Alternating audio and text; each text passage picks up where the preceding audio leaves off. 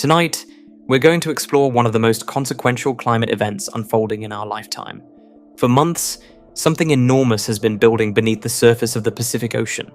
Not a hurricane, not a tsunami, not anything visible from the shoreline, an immense reservoir of heat. On its own, that heat means very little. But once it begins moving east across the Pacific, it has the power to reshape weather across the entire planet. Droughts intensify, floods become more likely, harvests fail, fisheries shift, storm tracks change. The effects can ripple across continents, touching the lives of billions of people. Scientists knew the warning signs. They had been watching them for months. Then, on June 11th, 2026, NOAA made it official. A powerful El Niño was underway, with every major forecasting center pointing toward its persistence through the rest of the year. More unsettling still, some of the patterns leading up to it bore striking similarities to those seen before one of the most devastating El Niño events in recorded history. That doesn't mean history is about to repeat itself, but it does mean the world has every reason to pay attention. By the end of tonight, you're going to understand how scientists recognized this event months before the official declaration, why comparisons to the Great Famine of 1876 deserve both attention and caution, and what a powerful El Niño on today's warmer planet could mean for weather, food, and risk across the world. Before we get started, if you love exploring the depths of space as much as we do, take a second to like the video or subscribe. It's a simple action, but it helps this channel reach more curious minds like yours. Now, let's begin. That declaration didn't arrive suddenly. It built over months, through signals so subtle that the scientists watching them weren't sure at first what they were seeing. The story begins in 2024 and 2025, before most people had any reason to look at the Pacific at all.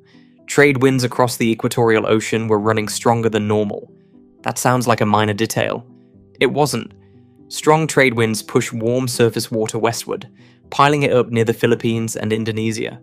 Through 2024 and into 2025, that process kept going and going, building a warm water reservoir in the western Pacific that was deeper and hotter than anything in the historical record. Scientists noticed it. They described it quietly as a matter of slight concern. The warm pool was primed, under pressure, ready. One researcher called it a loaded spring, but the spring hadn't released. Surface temperatures in the central Pacific were running close to normal. The atmosphere showed no clear response. From the surface, there was nothing dramatic to report. 70 deep ocean moorings, strung across the equatorial Pacific and logging continuously since the 1990s, told a different story. By November 2025, instruments on those moorings began registering something. Small pulses of warmth were escaping the western reservoir, pushing east along the ocean floor and through the mid-depths. Trade winds were weakening slightly. The central Pacific was warming slowly from below. By spring 2026, surface temperatures in the central Pacific had climbed to roughly 1 degree Celsius above normal. Here's what scientists believed at the time. That was noticeable, but not decisive. A degree above normal could still fade. The atmosphere had not coupled to the ocean signal in the way a true El Niño requires. NOAA's subsurface heat content measurements had been climbing for months, well above historical norms, but the surface indicators were ambiguous. Something was coming, or something was almost coming. The moorings couldn't say which. Then came April 4th. Between April 4th and 8th, 2026, 3 tropical cyclones formed almost simultaneously, straddling the equator. Malak tore through the Solomon Sea. Vianu raced across the South Pacific. Near Micronesia, a third storm named Sinlaku rapidly intensified into a Category 5 equivalent super typhoon, with sustained winds near 280 kilometers per hour before slamming into the Mariana Islands. 3 storms, 1 week, all clustered along the same longitude. The reason that matters comes down to physics. Earth's rotation forces storms north of the equator to spin counterclockwise, and storms south of the equator to spin clockwise. When Malak and Sinlaku aligned on opposite sides of the equator-facing edge of each storm pushed in the same direction, west to east, directly against the normal trade flow. Think of 2 large fans pointed down the same hallway. The combined force briefly fused into a countercurrent, and for roughly a week, the trade winds reversed. That reversal released the loaded spring. The effect was immediate and measurable. The westward pressure holding the warm water reservoir in place gave way, and an enormous slab of warm water began moving east. Scientists call this a downwelling Kelvin wave. It is not a wave in any familiar sense. It does not break or curl. It is a slow, broad push of warm water, and the elevated sea level traveling along and just below the surface, pressing the thermocline down as it moves. The thermocline is the boundary between warm surface water and cold deep water. When it deepens, more heat stays near the top. Through April and into May, that slab slid east at 2 to 3 meters per second, sitting between 50 and 200 meters below the surface, running up to 8 degrees Celsius warmer than the surrounding water. As it moved, it pushed the ocean surface up. By mid-May, sea levels near Peru were more than 15 centimeters above average. That number is small enough to sound unimportant. It wasn't. NASA's Sentinel-6 Michael Freilich satellite, orbiting more than 1,300 kilometers above the surface, was tracking that rise centimeter by centimeter. European satellites confirmed it. The wave was visible from space. Below the satellite visible surface, the picture was even more striking. Columbia University's International Research Institute for Climate and Society reported subsurface temperature anomalies reaching 43 degrees Fahrenheit, above average at depths between 160 and 500 feet. Other measurements showed regions running 3 to 4 degrees Celsius, above normal through the mid-depths. The loaded spring had not simply released. It had transferred an enormous hidden reservoir of heat into the central and eastern Pacific. Still mostly beneath the surface, still building. Multiple agencies were now watching the same ocean and arriving at similar conclusions by different paths. Australia's Bureau of Meteorology reported on June 9th, the Niño 3.4 index, the core measurement NOAA uses to track sea surface temperatures in the central Pacific, had reached positive 0.81 degrees Celsius for the week ending June 7th. Trade winds were running weaker than average. The Southern Oscillation Index, a pressure measurement comparing the atmosphere over Darwin and Tahiti, had dropped to negative 21.7 over 30 days. All three indicators pointed the same direction. But something was wrong. The Bureau of Meteorology stopped short of a full declaration. Warm water, weak winds, a deeply negative pressure index. That combination seemed to settle the question. It didn't. A true El Niño requires something more than ocean conditions. It requires the atmosphere to respond in a sustained and specific way, with cloud patterns near the international dateline shifting to reflect the reorganized heat. As of June 9th, that atmospheric shift had not yet materialized in a consistent pattern. Warm water and weak winds alone are not El Niño. They are necessary conditions. They are not sufficient ones. NOAA had been tracking the same signals. On May 14th, NOAA placed the system under an El Niño watch, reporting an 82% probability of formation between May and July 2026, and a 96% probability of the event persisting through the Northern Hemisphere winter. But NOAA also flagged the uncertainty in a way worth noting. No single intensity category exceeded 37% probability. The event was forming. How strong it would become was not yet clear. Colombia's IRI was further along in its confidence. By mid-May, IRI placed formation probability at 98% for the May through July window, holding at 97 to 98% through the full forecast range. The agencies were not disagreeing about whether the event was real. They were diverging on strength and on timing of certainty. The Niño 3.4 index kept climbing. At the start of April, it sat at 0.1 degrees Celsius, barely above a flat baseline. By the end of April, it had reached positive 0.48 degrees, nearly 5 times that baseline. By the end of May, it had crossed positive 0.94 degrees. The atmosphere over the dateline began showing the cloud reorganization the Bureau had been waiting for. On June 11th, 2026, NOAA issued its official El Niño advisory. Not a watch, not a preliminary assessment, a declaration. The planet had tipped into an El Niño state, and NOAA gave the event a 100% probability of persisting through 2026 and into the start of 2027. The system showed no sign of pausing after the declaration. The June 17th reading came in at positive 1.7 degrees Celsius. That number was still climbing. What it would climb to, and what it would do when it got there, was the question no one had yet answered. And the natural next question was not just how high it would go, it was whether anyone could even agree on what highest ever would mean. That question turns out to be harder than it sounds. The Pacific Ocean is not a bathtub with a single thermometer inside it. It is tracked by satellites passing overhead, drifting buoys scattered across millions of square miles, moored instruments anchored to the seafloor, research ships crossing specific transects on irregular schedules, and statistical models filling the gaps between all of them. Each instrument captures a different piece of the same phenomenon. None of them captures the whole thing, and the phenomenon keeps evolving while they measure it. The datasets themselves disagree. Two of the primary sea surface temperature records, OISSTV2 and ERSSTV5, can differ by up to about half a degree Celsius, roughly 1 degree Fahrenheit, when measuring the same stretch of ocean. That sounds small, but when the official threshold for declaring a very strong El Niño sits at around 2 degrees above average, a half-degree spread in the baseline measurement is not a rounding error. It is a meaningful fraction of the signal you are trying to detect. This is where the apparent conflict between agencies resolves. When NOAA and the International Research Institute appeared to diverge on intensity in the weeks before the June declaration, they were not looking at different oceans. They were using different measurement systems, different modeling approaches, and different forecast windows. The ocean was the same. The answer depended on how you asked the question. Here is what the benchmarks actually show.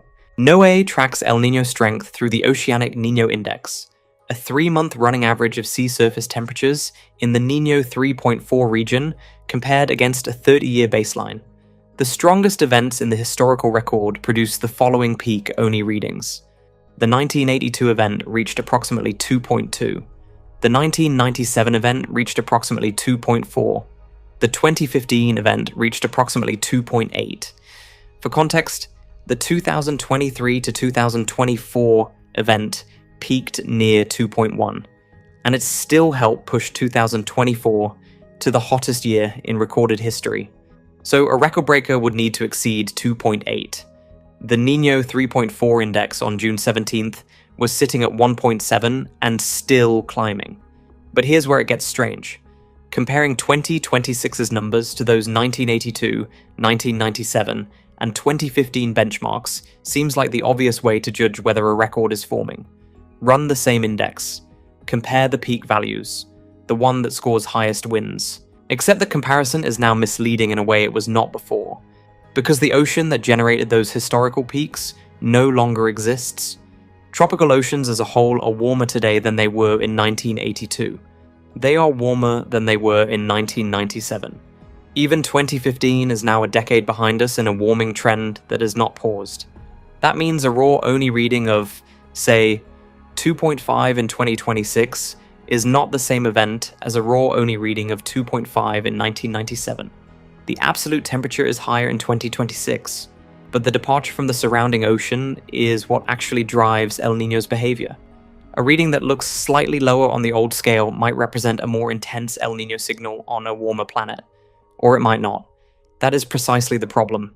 In 2025, Australia's Bureau of Meteorology switched to what it calls relative Niño indices, tools designed to separate the El Niño signal from the broader warming of tropical oceans. NOAA developed a parallel adjustment, the relative ONI, for the same reason. These are not different conclusions about 2015's strength. The standard ONI puts the 2015 peak at approximately 2.8. The relative index puts it at approximately 2.4, stripping out the background warming that had already elevated Pacific temperatures before the El Niño itself kicked in. Both numbers are correct. They are measuring different things. This sharpens the central question rather than softening it. A record-breaking El Niño in 2026 would not simply mean the Pacific getting hot.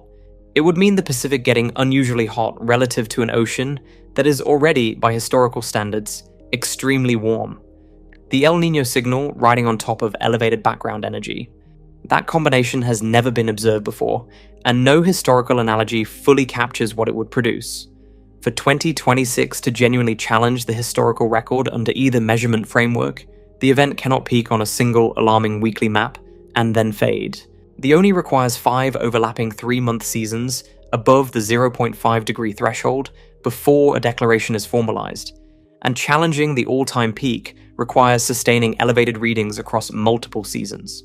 Warm water in place, westerly winds continuing to weaken, the atmosphere continuing to respond. One hot week proves nothing. Now consider what the agencies are actually projecting. NOAA puts the probability of a very strong event, meaning one that reaches or exceeds approximately 2 degrees Celsius above average, at 63%. That is nearly double its prior estimate of roughly 33 to 37%. A very strong outcome would rank among the largest El Niño events since records began in 1950. Australia's Bureau of Meteorology ran its Access Model ensemble and found that every single ensemble member came in above the very strong threshold. Not most of them, all of them. The BOM Access Model puts the probability of a very strong event at 100%. The European Centre for Medium-Range Weather Forecasts track the probability of what it calls a super El Niño forming by November. In March, that probability stood at 22%. By April, it had climbed to 80%. By May, it reached 100%. The ECMWF projects a peak ocean anomaly of approximately 3 degrees Celsius above average, a level not recorded since 1877, more than a century and a half ago. The ECMWF also shows the odds of a super event by July already sitting above 50%, and anomalies exceeding 3 degrees before October are within its probability range. The UK Met Office projects approximately 2 degrees of anomaly by September 2026. Broader model guidance runs up to about 3 degrees. Some models reach 4 degrees. The probability of what forecasters are informally calling a Godzilla event forming within the next few months is estimated at 80 to 90% across the current ensemble spread. An extreme scenario has Pacific sea surface temperature anomalies approaching 3.8 degrees by year-end. Wait, Super El Niño, Godzilla El Niño. Those sound like official escalated classifications. A severity tier the way a Category 5 hurricane is a formal designation. They are not. NOAA's official ceiling is very strong, which begins at roughly 2 degrees above average. Super and Godzilla are informal shorthand, first used by media and later absorbed into casual forecasting language. They describe model output that sits at the extreme end of what the official scale captures, not a separate tier that NOAA formally tracks. The science is real. The names are not official. What the official tiers do tell you is this: a weak El Niño between 0.5 and 1 degree barely registers outside the tropics. A moderate event between 1 and 1.5 degrees shifts rainfall patterns across multiple continents. A strong event between 1.5 and 2 degrees reshapes weather across entire hemispheres for a year or more. A very strong event, above 2 degrees, is in a different category. The ocean-to-atmosphere heat transfer becomes large enough to physically displace the jet streams of both hemispheres simultaneously, generating droughts, floods, wildfires, and heat waves thousands of kilometers from the Pacific, all at once. Events in that range have historically correlated with some of the most widespread humanitarian crises recorded in the modern climate era. What the agencies are converging on is a probability distribution that places the most likely outcome inside or beyond that category. Not in agreement on the exact peak, but in agreement that the lower end of the range, the outcome that would make this a historically unremarkable event, is now a small probability. One caveat holds across all of this. Forecasters know that spring models tend to overshoot El Niño strength. The models run in March and April routinely project peaks that August and September then revise downward. NOAA updates its ENSO forecast monthly. Every number above is subject to revision. The final strength of this event will depend on whether the westerly winds continue their current behavior through the northern hemisphere summer and into autumn. If they falter, the projections shift. If they sustain, the projections may prove conservative. That is where the models stand as of June 2026. And the wind patterns those models depend on were, as of the declaration, still moving in the wrong direction. To understand why those projections carry so much weight, you need to understand what El Niño actually is. Not the name, not the statistics. The machine itself. The Pacific Ocean covers roughly 1/3 of Earth's entire surface. That single number is worth sitting with. One ocean. 1/3 of the planet. And across its equatorial belt, a set of winds has blown almost continuously for as long as human civilization has existed. Sailors called them the trade winds. Ships used them for centuries to cross from Europe and Africa toward the Americas. They blow east to west, steadily, reliably, season after season. Those winds exist because of a simple fact about sunlight. At the equator, the sun strikes the ocean surface at a direct 90-degree angle. That maximizes the energy delivered per unit of area. The ocean heats intensely. The warm surface water heats the air above it. That warm, moist air rises. As it rises, it creates a band of low pressure at the surface, and cooler air gets pulled in from roughly 30 degrees north and south latitude. The subtropical zone sailors once called the horse latitudes, where becalmed ships drifted for days waiting for wind. When that cooler air rushes toward the equatorial low, Earth's rotation deflects it. The Coriolis effect, the same force that drives cyclones to spin in opposite directions across hemispheres, bends that inbound air westward. The result is the trade winds. Not random, not seasonal. Permanent, generated fresh every day by the geometry of the planet and the sun. Those winds do something consequential. They push sun-warmed surface water westward across the Pacific, dragging the warmest layer of the ocean from the coast of South America toward Indonesia and the Philippines. As that warm surface water moves west, something happens in the east. Cold water rises from below to replace it. This is upwelling, and it is one of the most productive biological processes on the planet. The cold water coming up from depth is rich in nutrients, the raw material phytoplankton need to grow. Phytoplankton feed small fish. Small fish feed larger ones. The anchovy fisheries of Peru and Chile, some of the most important in the world, depend entirely on this cold, nutrient-laden water rising to the surface each season. Underneath the warm surface layer and just above that cold rising water, there is a boundary. Temperature drops approximately 15 degrees Celsius within just 30 meters of depth. 30 meters. About the height of a 10-story building. Above it, warm. Below it, cold. This boundary is called the thermocline. In the eastern Pacific during normal conditions, the thermocline sits relatively shallow, only about 30 to 40 meters down. Cold water can easily punch through to the surface. The upwelling holds. Meanwhile, in the west, warm surface water has been accumulating for months, pushed there by the winds. The western Pacific runs roughly 8 degrees Celsius warmer than the east. Sea level near Indonesia sits about half a meter higher than near Ecuador. Half a meter doesn't sound like much until you realize it means billions of tons of water are being physically held on one side of an ocean by wind. The warm pool in the west evaporates constantly. Moisture rises, cools, and falls as rain. More than 217 million people in Indonesia alone depend on that rainfall cycle. The rising column of warm air draws in surface air from thousands of miles in every direction, generating high-altitude wind currents that circle back and reinforce the whole system. A feedback loop running quietly across 51 countries and affecting 38% of the world's population. Think of the neutral Pacific as a giant bathtub, tilted with warm water piled on the Asian side. The water wants to slosh back.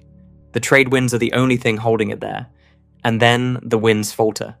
Every 2 to 7 years, on a schedule that forecasters have spent decades trying to crack, the trade winds collapse or weaken significantly. Predicting exactly when is, in the words of one researcher, a bit of a dark art. We have roughly 70 years of satellite and ocean data. We have some of the most sophisticated climate models ever built. We still cannot reliably predict more than 6 to 9 months out which specific atmospheric fluctuation will tip the balance. What we know is that when it happens, the consequences are mechanical and fast. The warm water mound sitting half a meter high near Indonesia is no longer held in place. It collapses back downhill, sloshing eastward across the Pacific. That collapsing wall of warm water releases a downwelling Kelvin wave, a deep pulse of heat moving east along the equator, just beneath the surface. This is the wave the Sentinel-6 satellite tracked earlier this year, the anomaly registered by the mooring network, the signal that triggered the watch and eventually the declaration. Now you understand what it was.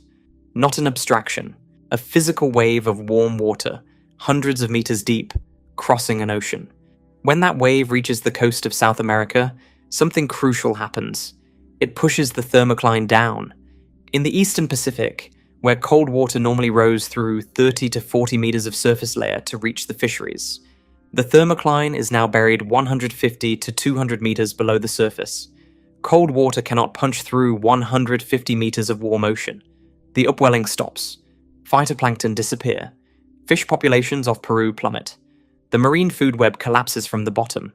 Fishing communities that have depended on this upwelling for generations suddenly find the sea empty. And the eastern Pacific, now capped by warm water that used to be pooled near Asia, warms rapidly. Here is where the story deepens. Warm water moving into the eastern Pacific seems like it would be enough to define El Niño. It isn't. Warm water alone is only a temporary warming episode. What turns that episode into a genuine El Niño is what happens next. With warm water now in the east, the temperature gradient between the eastern and western Pacific shrinks. The gradient that drove the trade winds weakens. Weaker trade winds push less warm water westward. Less warm water pushed west means the western pool shrinks further. The gradient shrinks more. The winds weaken more. This is the Bjerknes feedback loop, named for the Norwegian meteorologist Jacob Bjerknes, who identified it in the 1960s. Once it starts running, it cannot be stopped from within the system. The ocean drives the atmosphere. The atmosphere drives the ocean, each one amplifying the other. But the Bjerknes loop still isn't the whole story. The ocean warming the air is straightforward physics. What elevates that to a true El Niño is when the atmosphere responds back, not just locally, but at scale. When the warm eastern Pacific heats the air above it, the air rises, creating clouds and convection. Those clouds alter the wind patterns. The altered winds then reinforce the warming beneath them. The ocean warms the air. The air alters the winds. The altered winds warm the ocean further. This is precisely why the absence of a cloud signal near the international dateline in early June gave bomb pause. The ocean was doing its part. The atmosphere had not yet confirmed it was going to respond. Ocean conditions alone were necessary. They were not sufficient. When the atmospheric coupling does engage, the consequences extend far beyond the Pacific. The rising air column that normally sits over Indonesia and drives rainfall for hundreds of millions of people shifts eastward. Indonesia, Australia, and Southeast Asia begin to dry out. Droughts form, crops fail.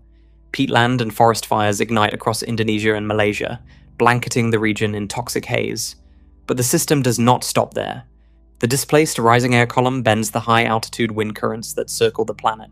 The jet streams, the fast-moving rivers of air that steer storm systems across continents, shift their tracks. The Pacific jet stream crossing North America pushes south. Where it goes, storms follow. Where it leaves, drought can settle. Disrupted rainfall patterns ripple across North America, Africa, and Asia, affecting agricultural seasons thousands of miles from the nearest Pacific wave. And then, there is the heat itself. With deep warm water now sitting at the Pacific surface, El Niño acts as a global heat injector. That stored ocean heat transfers directly into the atmosphere. In a typical strong El Niño, this raises global average temperature roughly 0.1 to 0.2 degrees Celsius above the trend that would otherwise prevail. That sounds small, but it is the difference between a warm year and the hottest year ever recorded. The 2023 to 2024 event pushed 2024 to the top of the historical temperature record.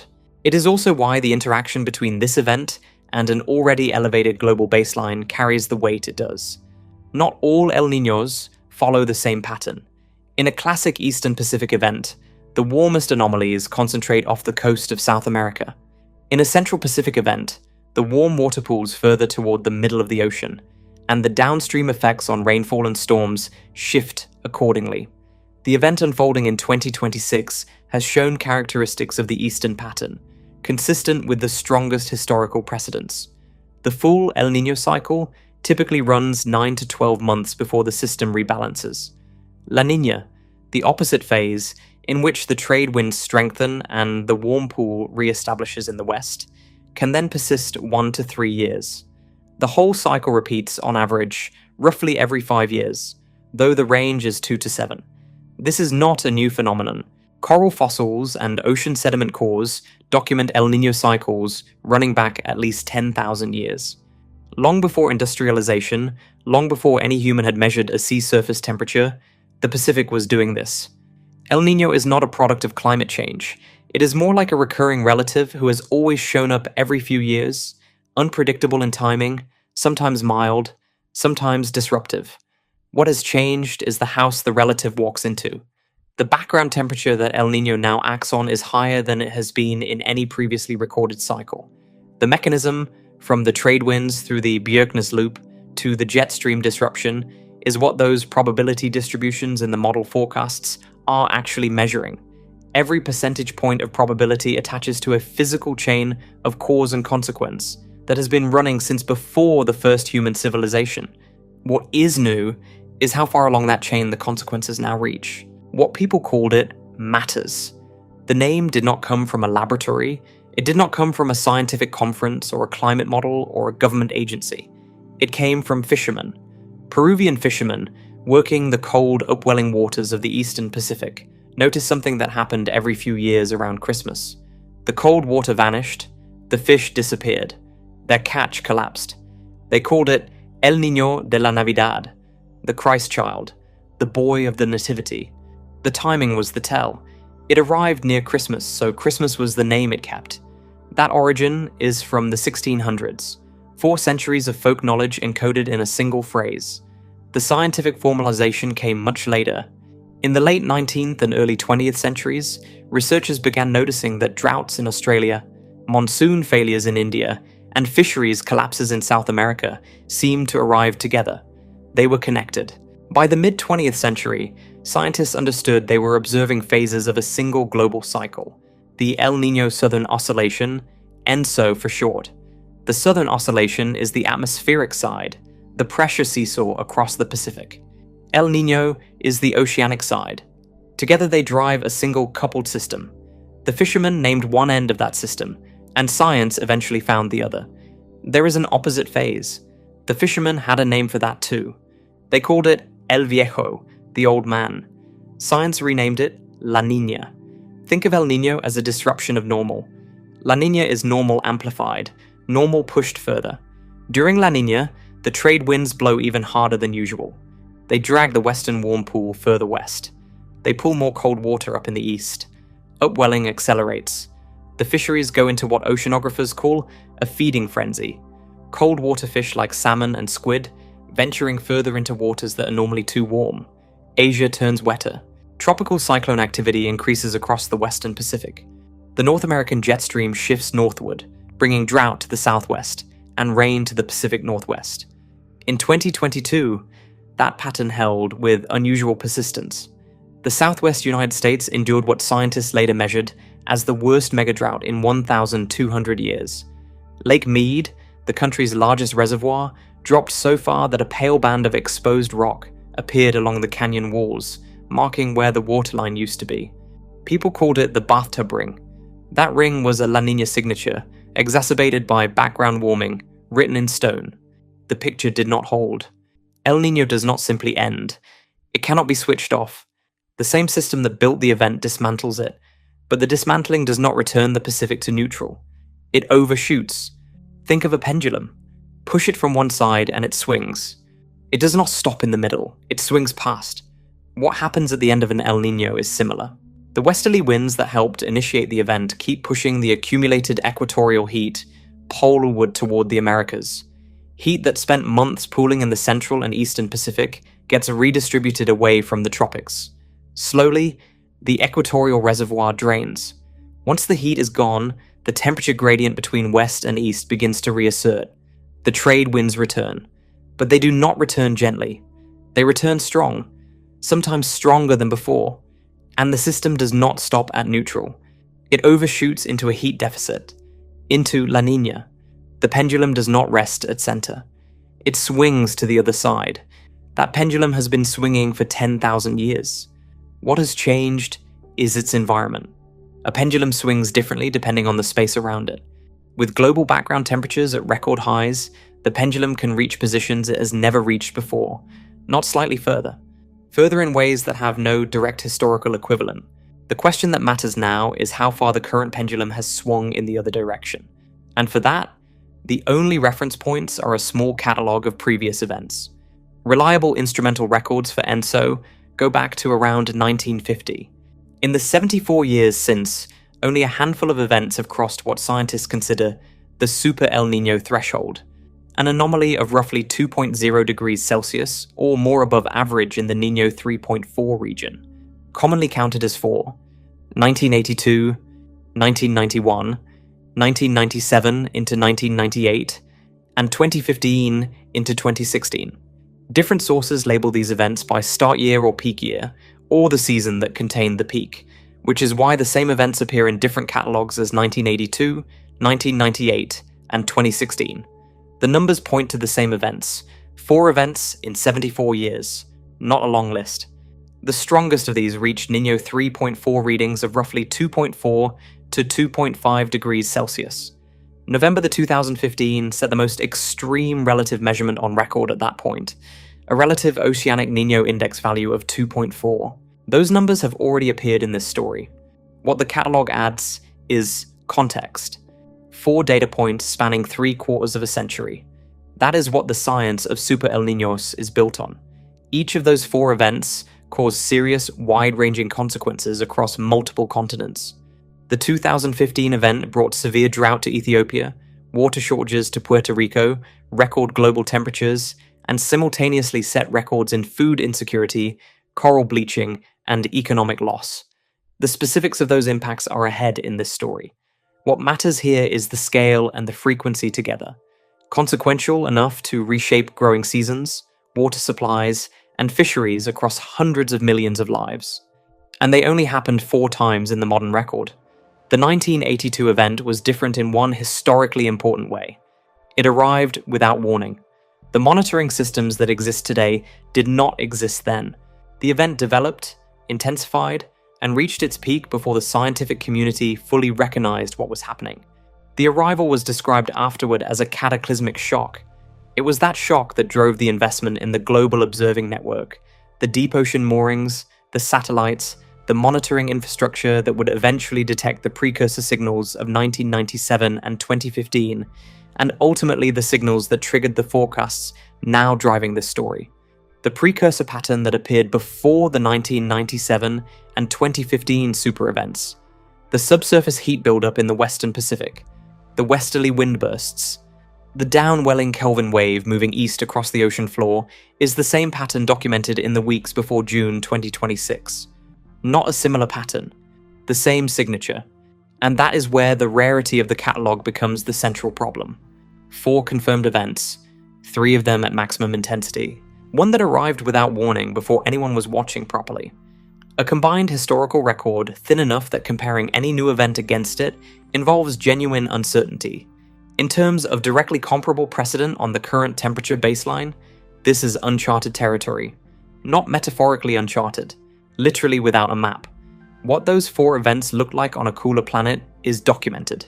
What a comparable event looks like on the planet that exists now has never been recorded.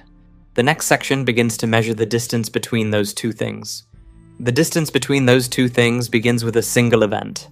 The 1997 to 1998 El Niño is the most recent super event in the modern record, and it is the closest thing science has to a direct preview of what the mechanism from the previous sections looks like when it fully engages at global scale. Not a theoretical cascade, a documented one. Start with East Africa. When warm water piled into the Indian Ocean off the East African coast, rainfall across the Horn of Africa increased to more than 100 times its normal level. Not heavier than usual, 100 times heavier. The flooding that followed was catastrophic on its own, but the flooding was only the surface event. Standing water and saturated lowlands created ideal breeding conditions for mosquitoes, and malaria outbreaks spread rapidly across communities that had no infrastructure to contain them. Then came something worse. The largest outbreak of Rift Valley fever in recorded history erupted across the region during those months. Tens of thousands of cholera cases followed. 3 separate disease crises, all traceable to the same upstream cause: warm water in the Pacific, trade wind disruption, and rainfall that arrived 100 times heavier than the land was built to receive. Meanwhile, the heat the ocean had been releasing into the atmosphere was accumulating in the global temperature record. The year 1998 became the hottest year in the instrumental record at that point. Not one of the warmest, the warmest. The mechanism described earlier, El Niño as a heat injector into the global system, was not a theoretical projection in 1998. It was the observed record. And then February 22nd arrived in central Florida. In the early hours of February 22nd and 23rd, 1998, 15 tornadoes touched down across central Florida in a single overnight event. 42 people were killed. 259 were injured. It remains the deadliest tornado outbreak in Florida's history. Tornadoes are not a phenomenon most people associate with Florida. That is part of why the Night of the Tornadoes, as it became known, was so devastating. The disrupted jet stream patterns that accompany a strong El Niño had pushed severe weather conditions into terrain and into communities that had not been built with that risk in mind. One Pacific signal, one atmospheric chain, 42 people who did not survive it. The catalogue continued to accumulate. In Peru, the flooding that arrived was not merely severe. The Tumbes region in the far northwest of the country, one of the most arid zones on the continent under normal conditions, received 16 times its average annual rainfall. Peru's wet season typically runs from April through October. In a severe El Niño year, the rains arrive earlier, stay longer, and arrive with a force the landscape cannot absorb. Bridges collapsed. Entire shantytowns were buried under mud 1 meter thick. Around 250,000 people were displaced. Not temporarily inconvenienced, displaced. Many had nowhere to return to. The mud had covered the places where they had lived. Across the Pacific, Indonesia was burning. The catastrophic wildfires that swept the country during 1997 and 1998 were driven by the same drought conditions that El Niño imposes on Southeast Asia, when the warm water shifts east and the western Pacific rainfall pattern collapses.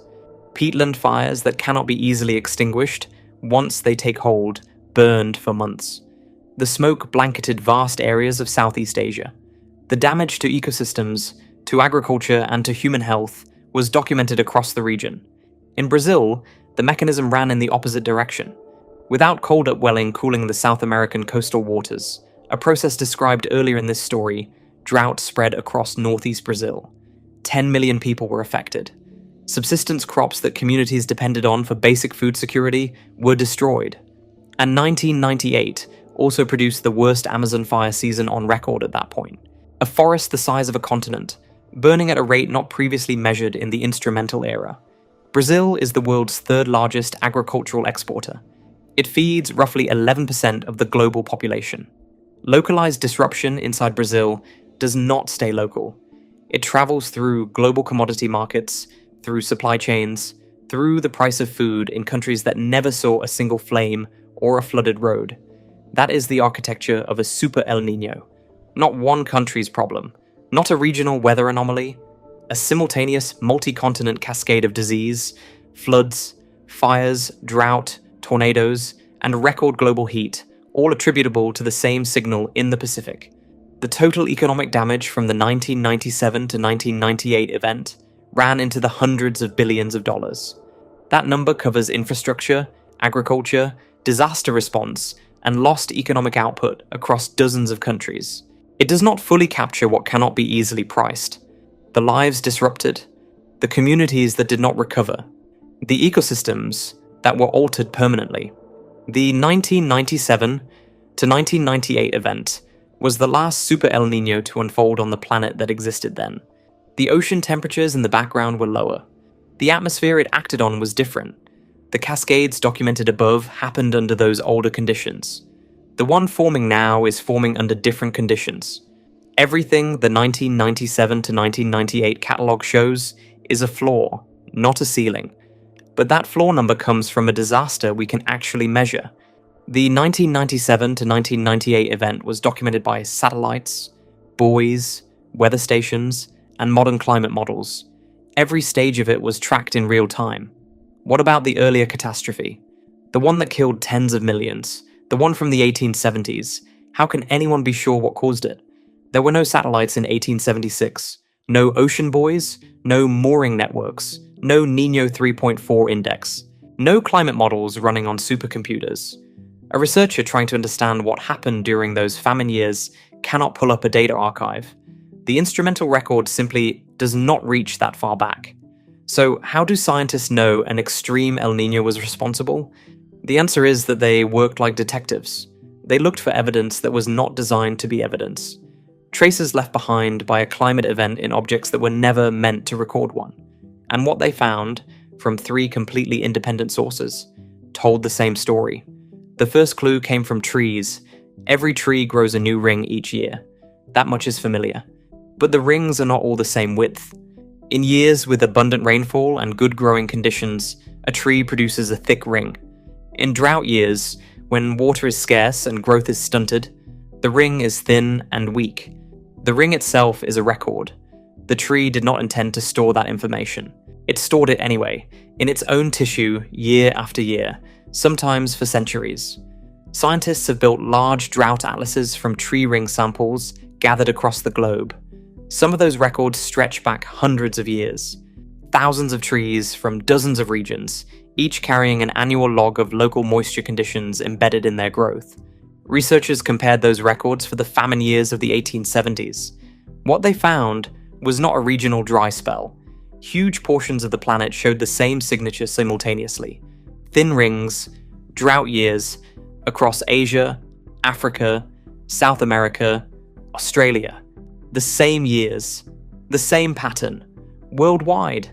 That was the first line of evidence. But one line of evidence, however suggestive, is not a conclusion. The second clue came from paper records. Old rainfall logs from thousands of weather stations around the world had been collected, catalogued, and preserved. These were not sophisticated monitoring networks. They were simple rain gauges, measured by hand, recorded in ledgers. But they existed, and researchers checked them. The rainfall records corroborated what the tree rings showed. The same regions, the same years. Drought conditions across a wide swath of the planet, documented independently by human observers who had no idea what they were witnessing at the time. 2 independent lines of evidence now pointed in the same direction, but neither one identified the cause. They showed that drought had struck simultaneously across multiple continents. They did not yet explain why. The third clue came from the ocean.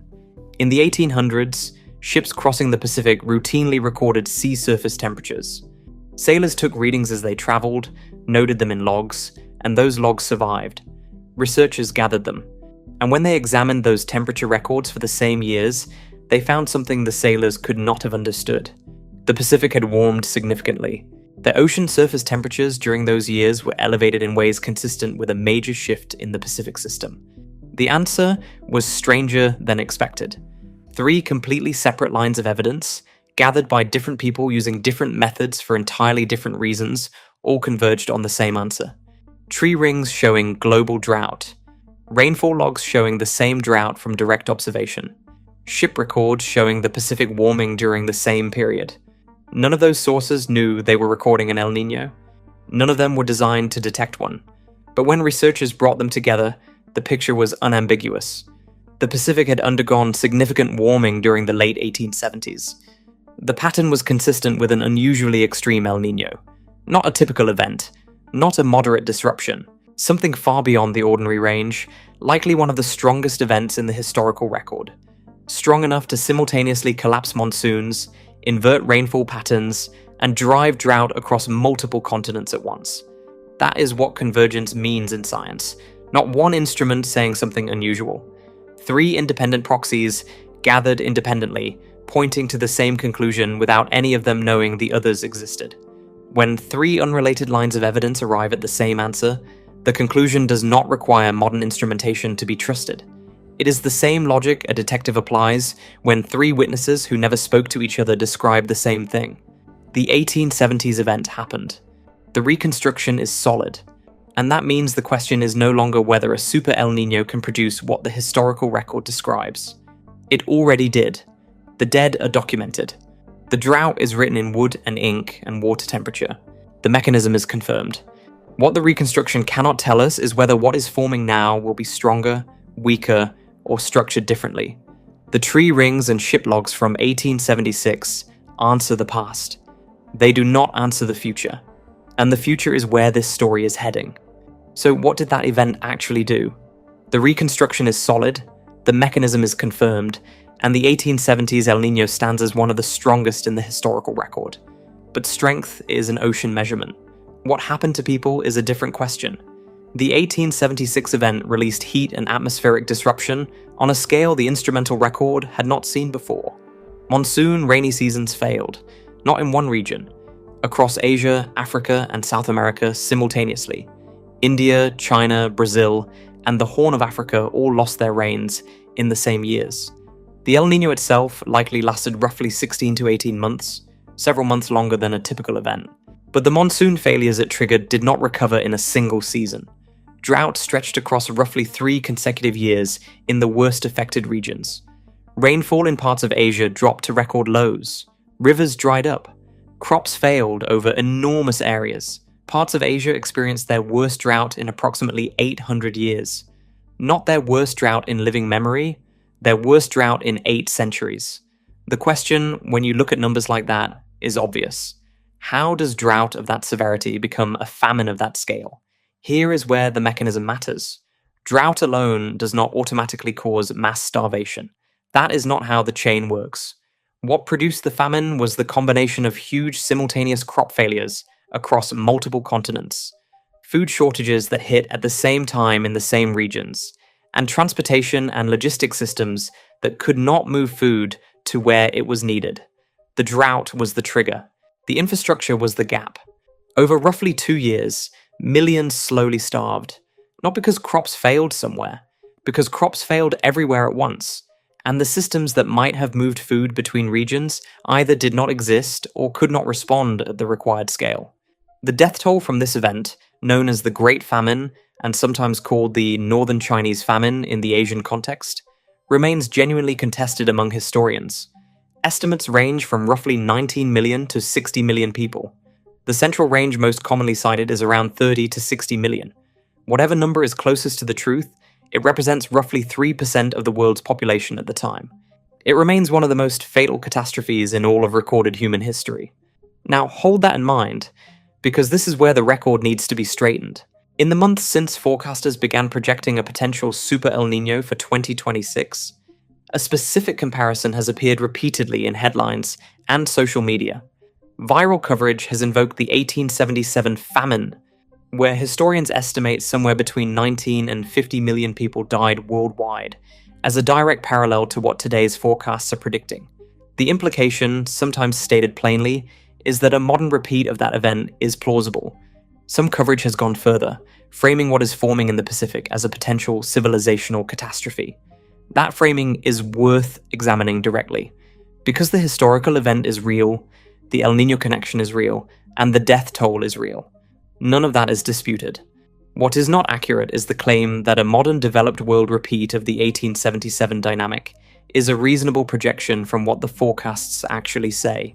Here is why. The 1877 famine unfolded in a world with no modern weather forecasting, no global food trade of meaningful scale, no crop insurance systems, no coordinated international emergency response, and no ability to see the event coming before it arrived.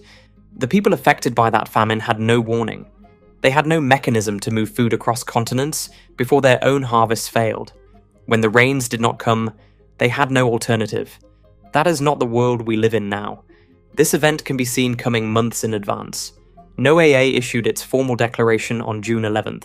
The seasonal forecasts, the agricultural risk maps, the drought outlooks for affected regions, all of this is already in the hands of governments, commodity markets, food distributors, and relief organizations.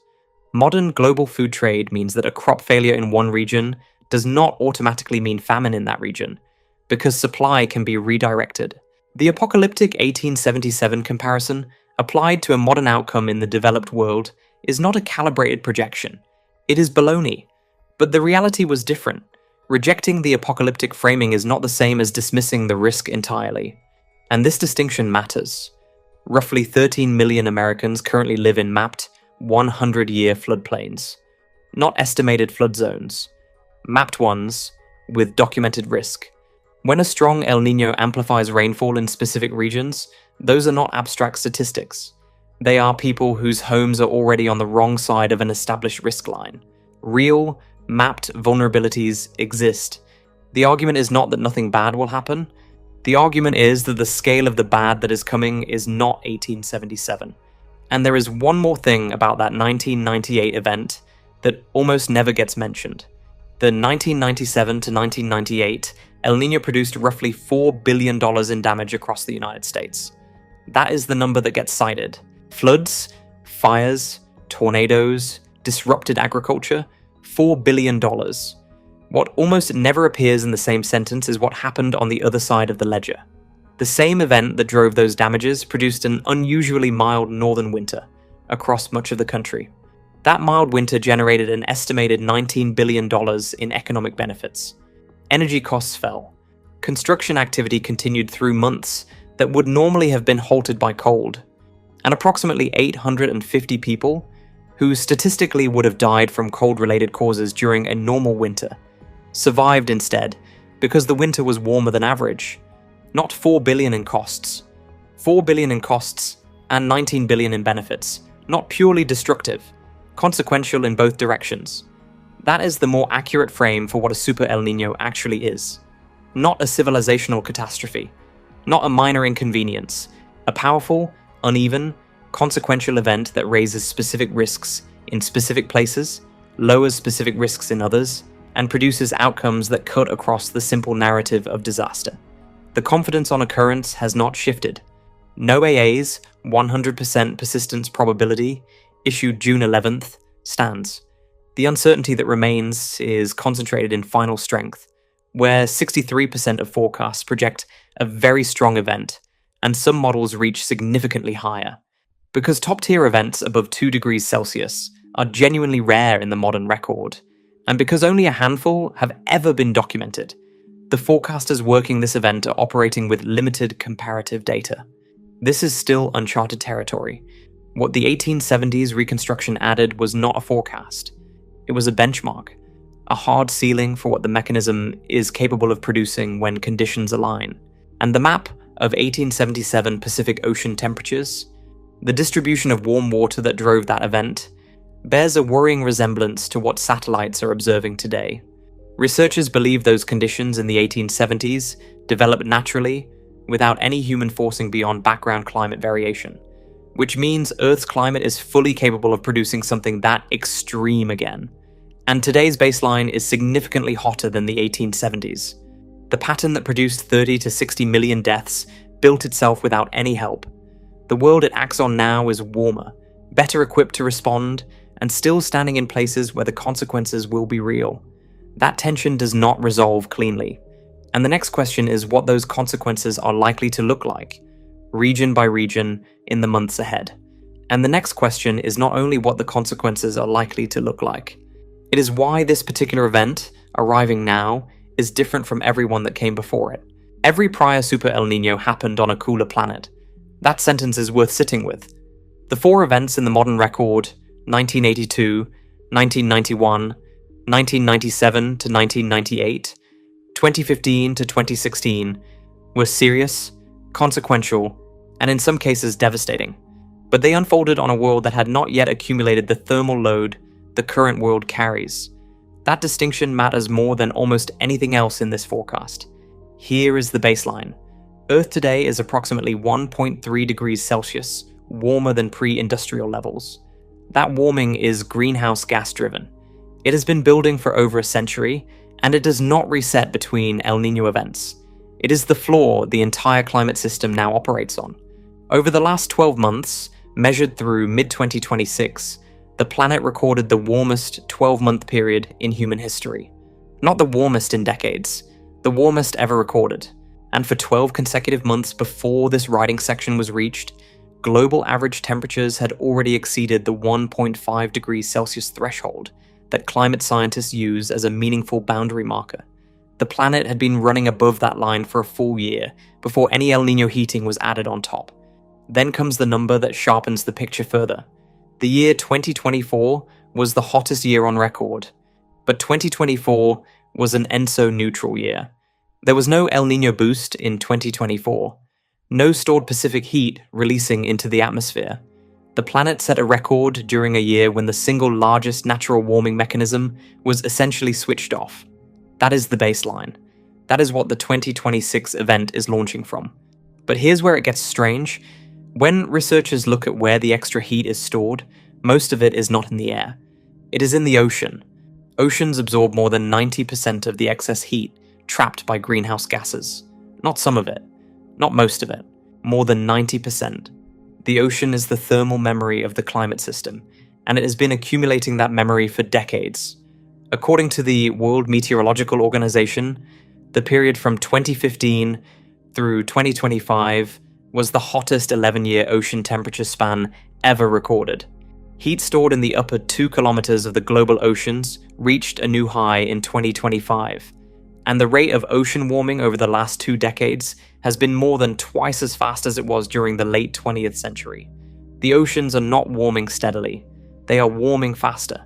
That means when El Niño begins releasing stored ocean heat back into the atmosphere, as it always has, as it has for 10,000 years, it is not releasing it from a neutral starting point. It is releasing it from the highest starting point in the modern record. This is the mechanism behind the phrase that will carry through the rest of this account, a fever on top of a fever. When a body is already running a high temperature and then receives a secondary infection, the danger is not simply that the second illness is worse than it would otherwise be. It is that the body is already compromised. The margin for additional stress is smaller. The same physiological strain that would be manageable on a healthy body can become catastrophic on one that is already fighting. The planet in 2026 is that body. El Niño is not a new disease, it is a recurrent one.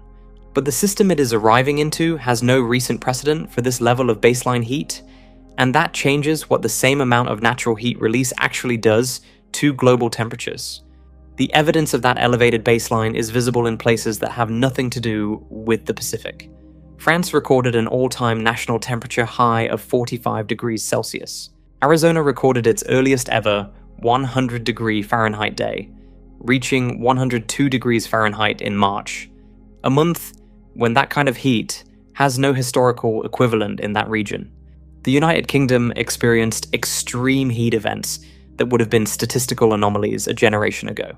In parts of the Pacific itself, surface water temperatures are potentially more than 5 degrees Fahrenheit above normal. That number sounds small. It is not small. For the ocean, a 5-degree Fahrenheit regional anomaly is a massive departure. It represents an enormous reservoir of additional thermal energy sitting at the surface, where El Niño's warming dynamics will draw on it directly. Given the thermal energy already in this system, forecasters have described the probability that next year will be hotter than this one as basically close to 100%. Not likely, not probable, close to certain. The release of heat this event will produce is not a question. The question is only how much heat, through which pathways, and to which regions. And that is where modern vulnerability enters the picture. Writing Section 7 corrected the comparison to 1877 because the world now has weather forecasting, early warning systems, global food trade, and emergency response infrastructure that the Victorian world entirely lacked. That correction stands. But it does not mean the modern world is invulnerable. It means the vulnerabilities are different. Food supply chains are more globally integrated than at any point in history, which means a drought in one region can move through commodity markets to every corner of the world within weeks. Large parts of the American West, the Mediterranean, Sub-Saharan Africa, and Central Asia are already in persistent drought conditions. Ocean temperatures have been breaking records not for a single anomalous season, but for years running. Farming regions in lower-income parts of the world operate with thinner margins and fewer safety nets than their historical equivalents during the 1997 to 1998 event. And extreme weather has become more widespread and more frequent, meaning communities absorbing this El Niño's effects are in many cases still recovering from the last event, or the one before it. A strong El Niño landing on these conditions does not simply add additional stress. It pours gasoline on vulnerabilities that already exist. That is the second framing device that carries forward. Not a fever on top of a fever only. Gasoline on a fire that was already burning before the new ignition source arrived. The event building in the Pacific does not need to be intrinsically stronger than 1997 to be more dangerous than 1997. The 2026 event doesn't need to break its own records for raw Pacific Sea surface temperatures to push global consequences past anything the modern record has documented. The elevated floor does that on its own. It is the same natural mechanism. The same heat released the Peruvian fishermen first named 4 centuries ago. The same Bjerknes feedback loop, the same Kelvin wave physics, the same atmospheric coupling. Everything about the mechanism is unchanged and ancient. What has changed is the world it is operating on. And that world, region by region, is about to feel this in ways that will not look the same everywhere. So what does climate change have to do with all of this? The question is a natural one. The tail feed just described a mechanism that is ancient and unchanged. The same Kelvin wave physics. The same Bjerknes feedback loop. The same heat release the Peruvian fishermen named centuries ago. If the mechanism itself is unchanged, then is this event climate change's fault? The answer is not yes, but it is not no. And the difference between those two answers matters. El Niño is not caused by climate change. That is not a hedge or a qualification. It is a documented fact written in the geological record. Scientists have reconstructed the ENSO cycle using coral skeletons and ocean sediment cores, layers of biological material deposited year by year across thousands of years. Those records go back at least 10,000 years, long before any factory, long before any combustion engine, long before any human being measured a sea surface temperature. El Niño was there, cycling through its rhythm, warming the eastern Pacific, disrupting rainfall patterns, collapsing fisheries, then retreating. It did not need industrialization to exist. It does not need climate change to continue. And the relationship runs in the other direction too. El Niño does not cause long-term climate change. A strong event will spike global average temperatures for a year or two. We covered the mechanism earlier. The heat released into the atmosphere is real. It is why 1998 became the hottest year on record at the time, and why the 2023 to 2024 event contributed to 2024 becoming the hottest year ever recorded. But when the event ends, the spike recedes. The background warming driven by greenhouse gases is still there, still accumulating, independent of what the Pacific is doing. El Niño rides on that background. It does not produce it. Something else was happening. Neither of those facts resolves the question cleanly. Because the question is not really whether El Niño creates climate change or climate change creates El Niño. The real question is what happens when one operates inside the other.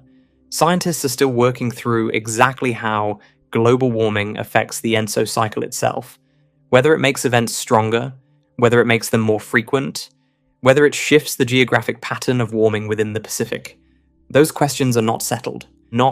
The relationship between background warming and the cycle's internal behavior is not clear-cut. And anyone who tells you it is has moved past what the current science supports. What is clearer is something more immediate. Climate change has already raised the baseline ocean temperature that El Niño operates on. That part is not disputed. The ocean is warmer than it was in decades past, not by a small increment. The warming is documented, measured, and ongoing.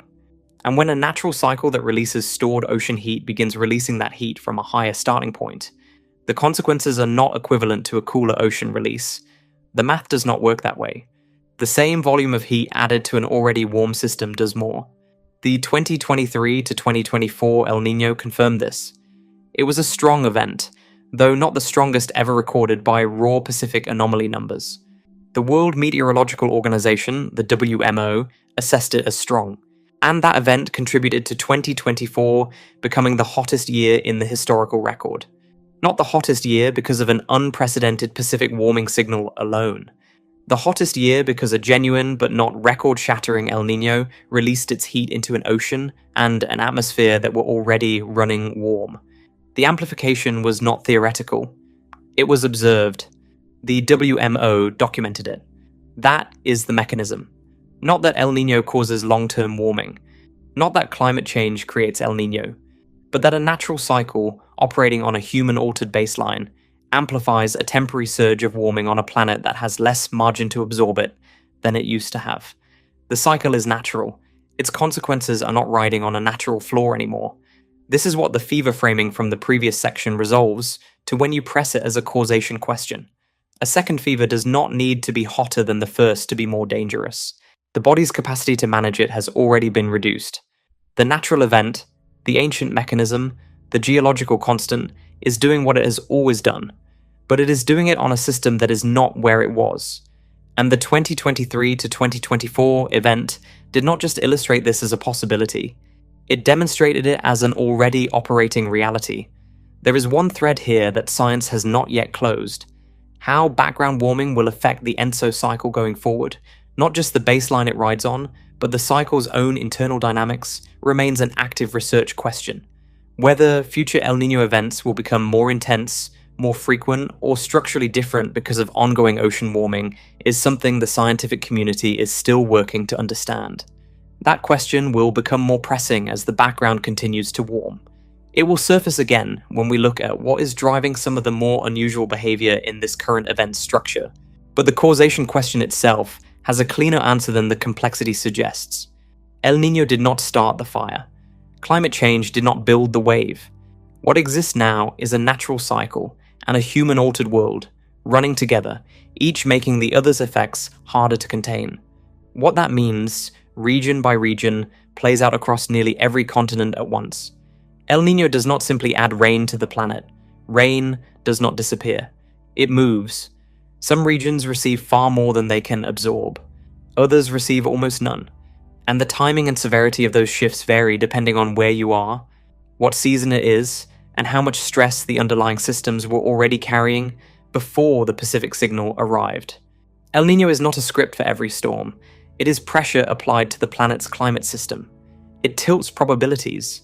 It raises the likelihood of certain outcomes, in certain places. It does not guarantee them, and it does not write the exact weather on any given day. That framing matters. It is the only honest way to hold what follows. Heat and rainfall redistribution reach inland water systems, power grids, agricultural cycles, and healthcare infrastructure in ways that are rarely visible until they are already failing. The World Meteorological Organization and international relief agencies have been explicit about this. A strong El Niño strains all of those systems simultaneously, across dozens of countries, at different phases of the same event. The pressure does not arrive evenly. It arrives everywhere. Start with South America, because the Pacific sits at its doorstep. Along the coasts of Peru and Ecuador, warm water fuels massive convective thunderstorms. Torrential rainfall drives flooding that overwhelms drainage systems and reaches communities built on slopes and floodplains. The scale of what happened in Peru during the 1997 to 1998 event, explored earlier in this script, serves as one documented reference point for what that coastline can experience when the signal is strong. Further south, the pattern reverses in direction but not in severity. Argentina, Uruguay, and southern Brazil tend toward wetter conditions during a strong El Niño. Above-average rainfall raises flooding risk in low-lying areas. Soil that was already saturated has nowhere to send additional water. In May 2024, the state of Rio Grande do Sul in southern Brazil received rainfall that overwhelmed the region entirely. More than 180 people died. Approximately 600,000 were displaced. Scientists identified two compounding factors: climate change, which had raised the atmospheric moisture content and baseline heat, and El Niño, which had altered rainfall distributions across the southern cone. Neither factor alone produced what happened. The combination did. That event was not a forecast for what any specific region will experience during this event. It was a demonstration of architecture.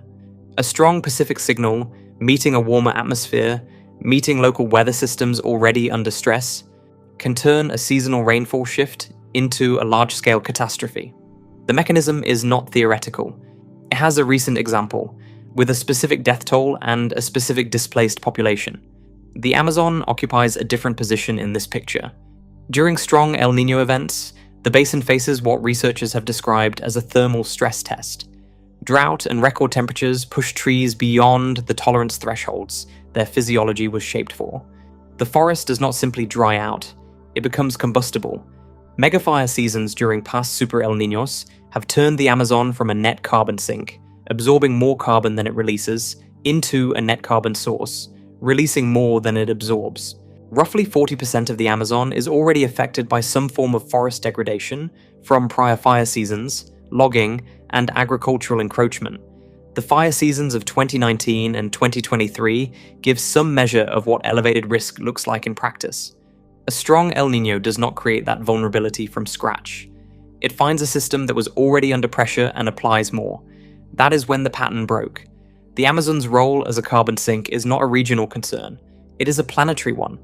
A basin that ordinarily pulls carbon dioxide out of the atmosphere and stores it in wood and soil becomes, during the worst El Niño fire seasons, a source of additional atmospheric carbon. The feedback is not contained within Brazilian borders. It circulates. Moving west and northwest, the signal inverts again. As the warm water and the deep convection shift eastward into the central and eastern Pacific, the regions that normally receive that rain lose it. Indonesia, Australia, and much of Southeast Asia dry out. Australia's bushfire risk rises sharply across eastern and southwestern regions. The continent's grasslands and forest understories are among the most fire-prone on Earth, even in ordinary years. In a non-El Niño year, 2020's Australian bushfires burned approximately 50 million acres. That season arrived without the amplification of a strong El Niño behind it. Queensland's drought during the late 1990s, El Niño was recorded as the worst on the official record at the time. Indonesia carries an additional dimension. Its peatlands, which store enormous quantities of carbon accumulated over thousands of years, burn slowly and deeply once ignited. Fires that are difficult to extinguish produce smoke and toxic haze that spreads across multiple countries. The 1997 to 1998 fires blanketed large portions of Southeast Asia for months. The health consequences extended far beyond the fire zones, across borders, into cities where outdoor air became a medical hazard. Africa splits depending on which coast you face. East Africa, covering countries including Kenya, Somalia, and Ethiopia, tends toward above-average rainfall during strong El Niño events. That sounds like relief in a region that has experienced severe drought. It is not straightforward relief. Flooding on that scale displaces populations, destroys crops in the field, and contaminates water supplies. The 2023 to 2024 El Niño, which by raw Pacific anomaly numbers was assessed as strong but not unprecedented, caused flooding across East Africa that displaced hundreds of thousands of people. The disease implications of that kind of flooding run deeper than the immediate displacement. That thread will surface again later in this script. Southeast Africa, by contrast, faces drought during the Southern Hemisphere summer, roughly December through February. When that drought aligns with the period when crops need water most, the consequences move directly into food security. The Caribbean dries out. Conditions trend significantly below normal rainfall during a strong event, sometimes producing water shortages and crop losses across islands where freshwater storage is already constrained by geography. Europe's signal is weaker, more indirect. Warmer summers and milder winters emerge as broad tendencies rather than sharp signatures. The years 1997, 2015, and 2023 each featured notable heat spells across parts of the continent during El Niño development phases. But no unified European pattern has emerged that can be cleanly attributed to the Pacific signal alone. Climate change has warmed European summers on its own trajectory. Isolating El Niño's specific contribution has proven difficult. What can be said is that the tendency runs warmer rather than cooler, and the southern European and Mediterranean regions carry more of that tendency than the north. North America divides internally, with wetter and stormier conditions trending across the southern tier and milder conditions across much of the north. That split has enough distinct consequences and enough documented history that it deserves its own treatment. The marine record tells a version of this story that is harder to dismiss than any regional rainfall figure.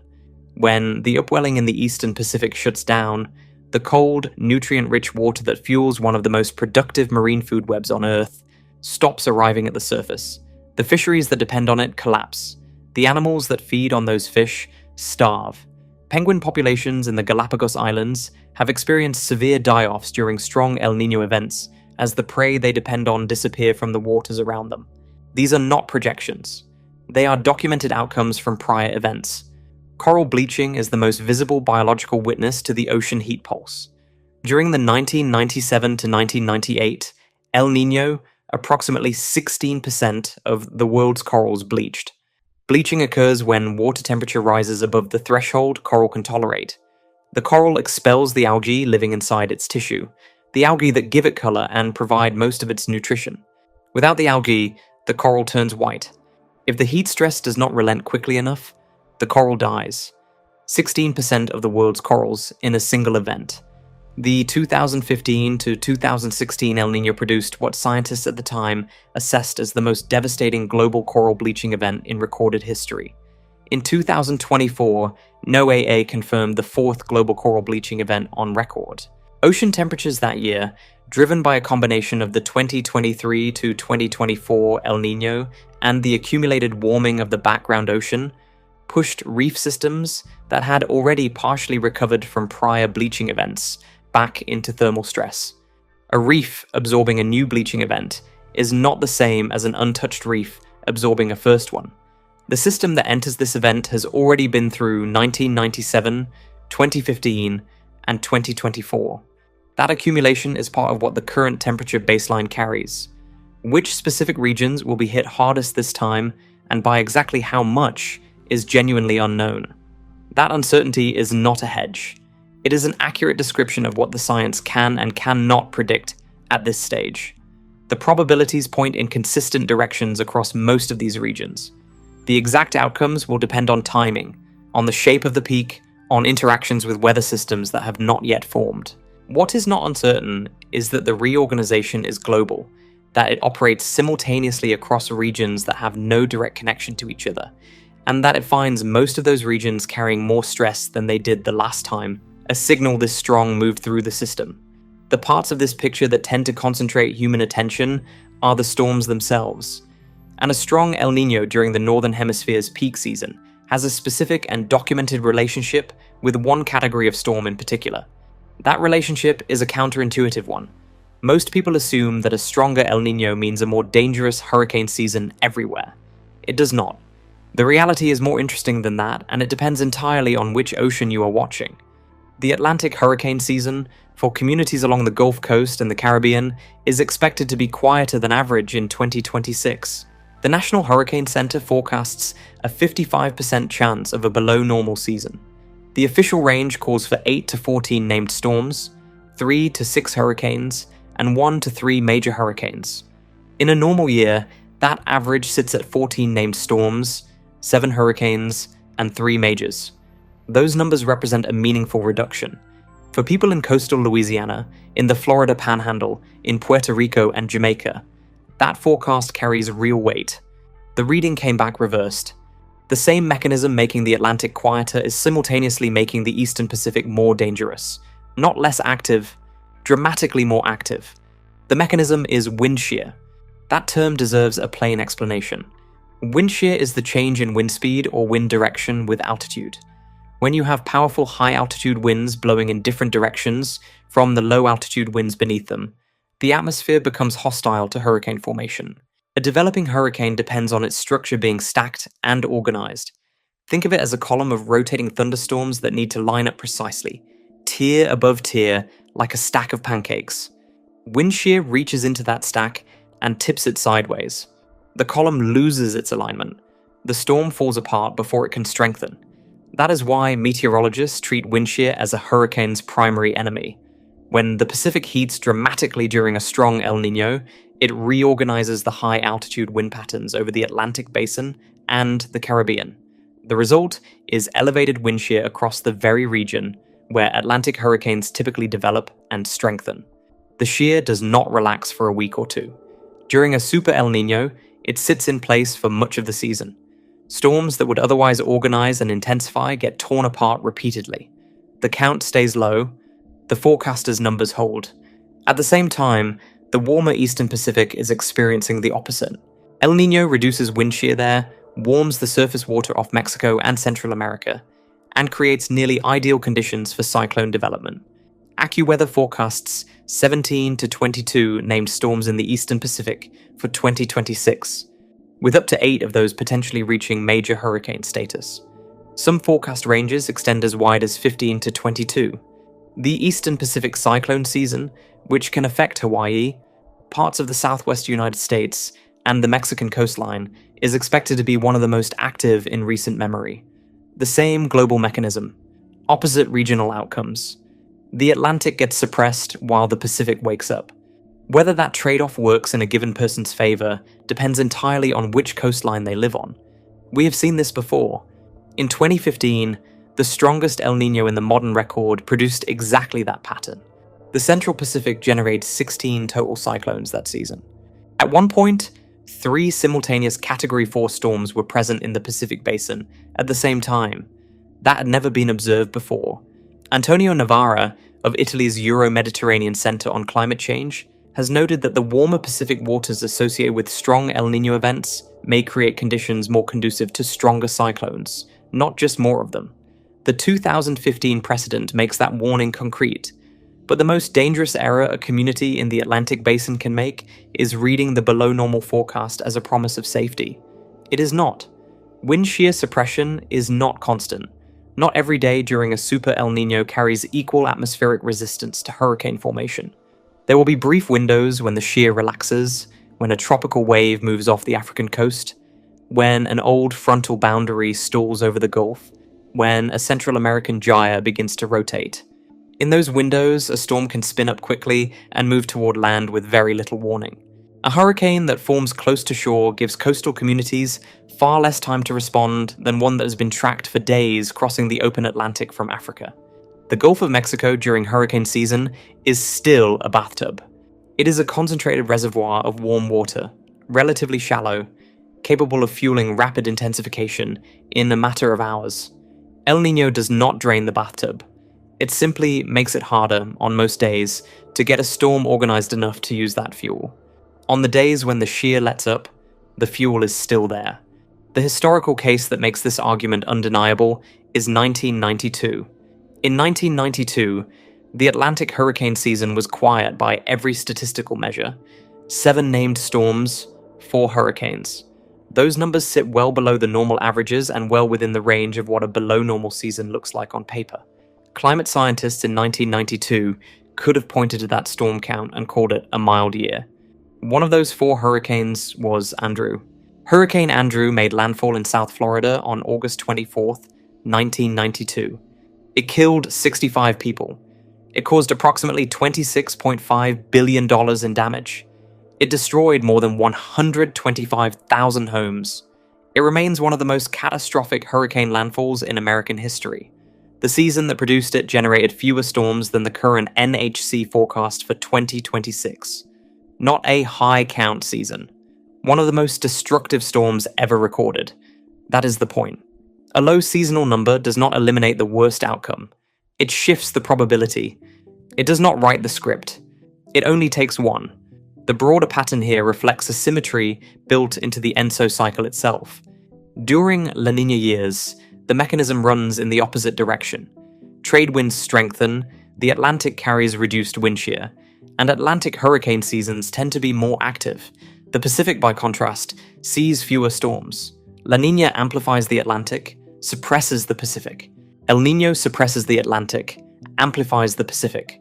The jet stream shift that drives this basin-by-basin inversion is one of the most reliable documented signatures in the entire ENSO record. The 2026 forecasts follow that pattern with the numbers you would expect from a super El Niño at the top of the intensity scale. What the storms will do when they form, which coastlines they will approach, whether the shear will relax on the wrong day in the wrong place, those answers are still unwritten. The season has not yet reached its peak. And the atmospheric reorganization this event drives does not stop at the coastline. It reaches inland. It reaches north. And when a strong El Niño arrives, it physically reshapes the rivers of air that determine whether winter in North America is wet or dry, mild or brutal, stormy or quiet. Here is the mechanism. In a normal year, the most powerful tropical thunderstorm activity sits in the western Pacific. The convection happens over there, far from North America, and its effects on upper-level winds are distant and indirect. During El Niño, that entire zone of intense storm activity shifts eastward into the central Pacific. The warm water is now closer to the Americas. The thunderstorms are now closer to the Americas, and the upper-level winds those storms generate fan outward from their tops, like the anvil of a massive thunderhead, spreading across the sky in every direction. Some of that diverging air spreads northward. When it does, it physically alters the path and shape of the polar jet stream, the high-altitude river of wind that steers winter storm systems across the continent. At the same time, it strengthens the subtropical jet, a fast, high-altitude current that flows at roughly 30,000 to to 45,000 feet. Think of the jet stream as the track on which winter storms run. El Niño changes the track. It bends the polar jet and reinforces the subtropical jet. And as it does, the water cycle in the central Pacific goes into overdrive. All that convective storm activity evaporates enormous quantities of moisture into the atmosphere. That moisture rides the strengthened subtropical jet like a conveyor belt, and it flows directly into the southern United States. The result is one of El Niño's most reliable and most dramatic signals anywhere on the planet. The southern tier of North America tilts wet and stormy. The northern tier tilts mild. That is the general pattern. But 2 winters show what it looks like when that pattern locks in, and what it looks like when it does not. The winter of 1997 to 1998 was not a subtle year. That El Niño was one of the strongest on modern record. The storm track locked in across the southern United States and held. By the time the season ended, that winter ranked as the 2nd warmest and 7th wettest across the entire contiguous United States. Since records began in 1895, California was hit hard. Storms followed storms. Agricultural losses across the state reached between $650 and $700 million. Roads washed out. Fields flooded at the wrong moment. Livestock and orchards and vineyards absorbed damage that took years to recover from. That wet, stormy southern pattern, the one driven by the subtropical jet-loading moisture into the region storm after storm, is what happens when El Niño's influence reaches its full expression over North America. It is the most common outcome. When forecasters say El Niño tilts California toward a wetter winter, the 1997 to 1998 season is the template they are pointing at. Then came 2015 to 2016. That event reached the monitoring systems with a peak intensity that, on paper, matched or exceeded 1997. Forecasters called it the Godzilla El Niño. The index values were comparable. The subsurface heat was comparable. Southern California went into that winter with the highest probability of a significant wet season in years. The models pointed in the same direction they had pointed in 1998. And then the storms went elsewhere. They favored different regions. They largely missed California. The deluge that 1998 had delivered did not come. Not comparable outcomes. Not a matching result. Dramatically different winters from comparably strong events. That distinction matters more than almost anything else in this part of the story. El Niño does not write the weather. It tilts the odds.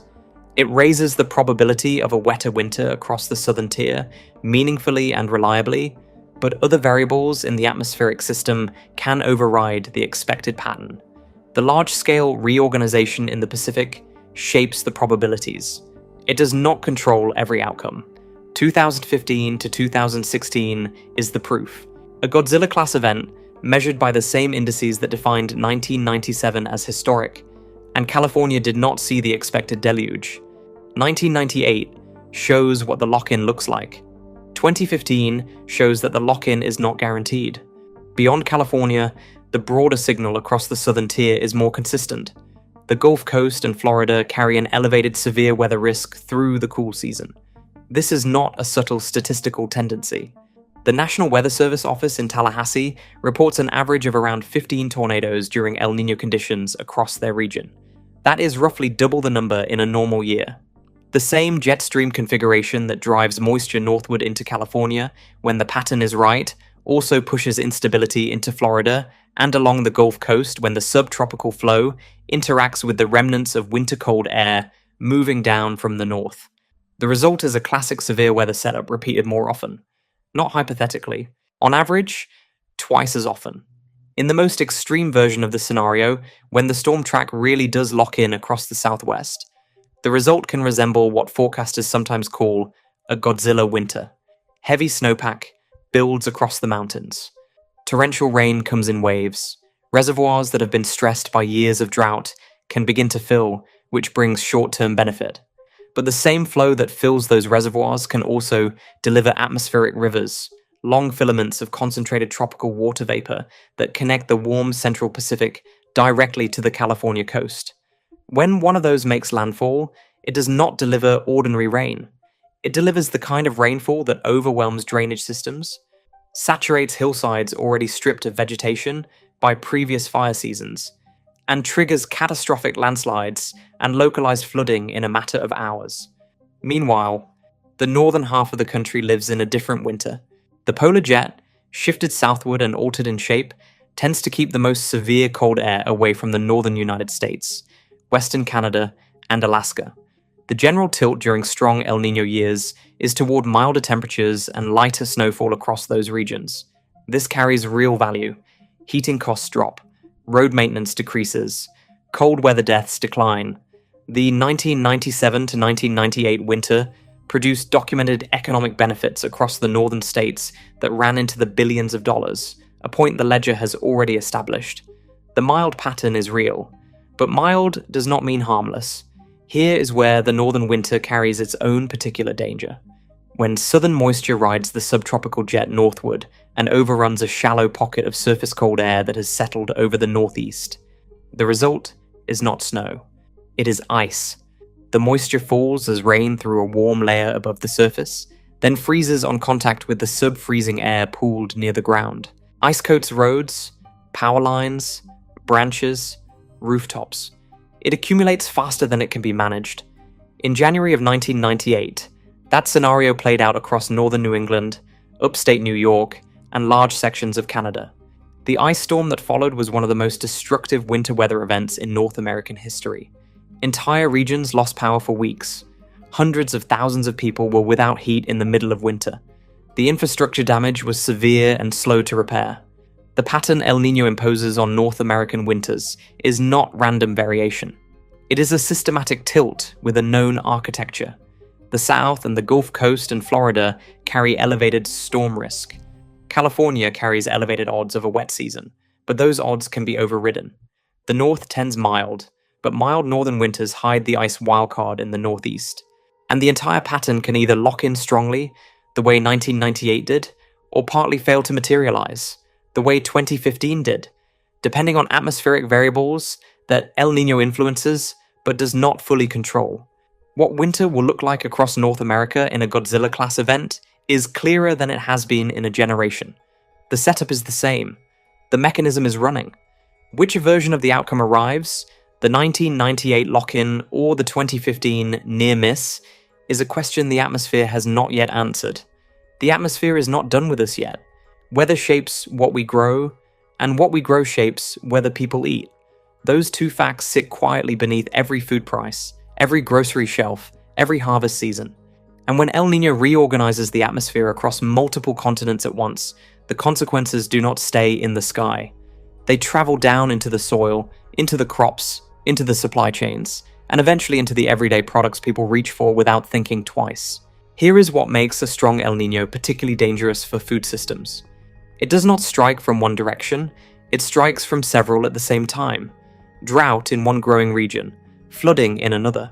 Heat stress arriving during the weeks when a crop is flowering, which is exactly when heat does the most damage. Transport disruption after coastal storms.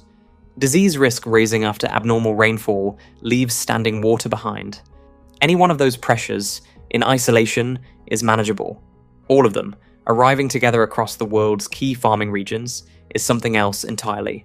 Food systems feel these pressures before most people notice anything unusual.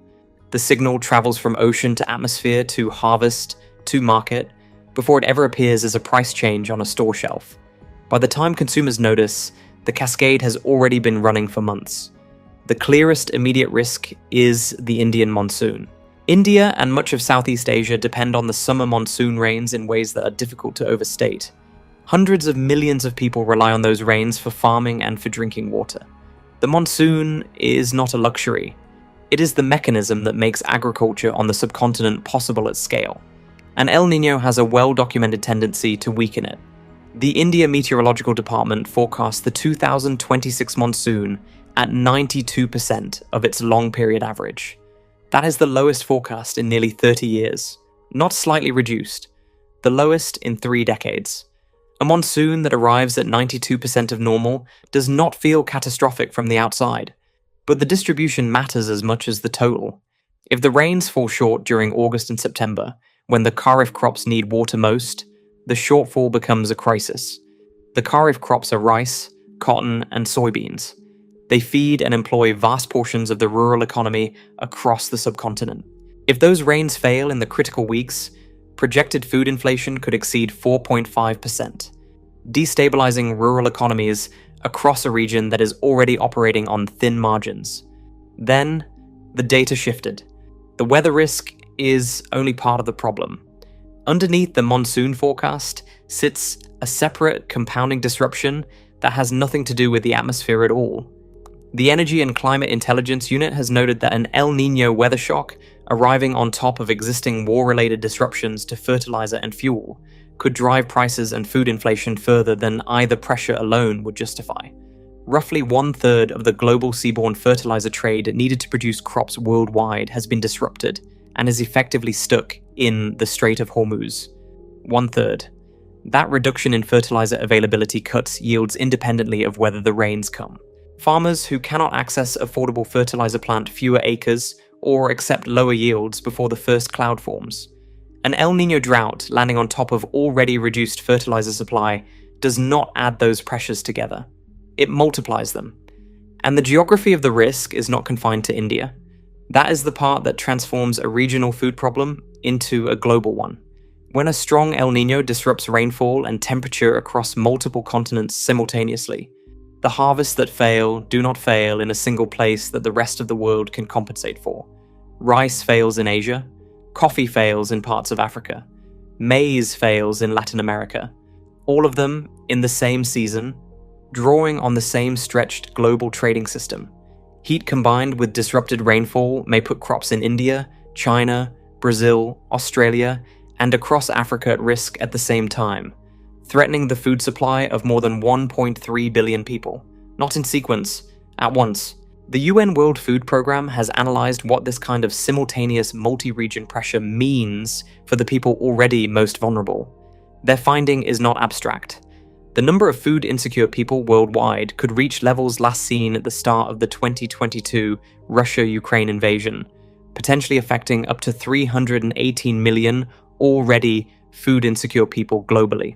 The 2022 invasion sent grain prices spiking in ways that pushed millions of people across Africa and the Middle East deeper into hunger. The WFP is warning we may arrive at a comparable moment again, this time driven not by a single conflict, but by a reorganized global weather system landing on every major farming region simultaneously. For context on what that scale of disruption looks like, the 2015 Super El Niño left more than 60 million people affected by extreme food insecurity across Africa, Central America, and the Pacific. That was one event, one peak season, 60 million people. The current projections are running 5 times larger. The transmission chain from Pacific Ocean to food price is not difficult to follow in the abstract, but one case study makes it concrete in a way that reaches into ordinary daily life. Cocoa. Reuters reported concern for crop yields across Asia, and specifically for cocoa harvests in Ecuador and West Africa during the 2026 event. West Africa alone accounts for more than 2/3 of global cocoa production. Ecuador is a rising top producer. Those two regions sit in different hemispheres, subject to different atmospheric dynamics, but a strong El Niño can disrupt rainfall or heat, both of them in the same season. If it does, the consequence travels outward from the farms through export ports, through commodity markets, and into global chocolate prices.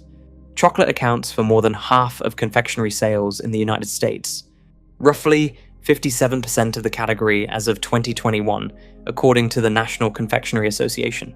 A disruption to West African and Ecuadorian cocoa harvests is not a specialty market problem. It is a mainstream consumer price problem that shows up on grocery receipts that have nothing obvious to do with the Pacific Ocean. Rising chocolate prices are only one small example. The system that connects a warm patch of water off the coast of Peru to the price of a candy bar runs through every major crop, every major shipping lane, and every major farming region on Earth. When those systems are stressed simultaneously, the signal shows up everywhere.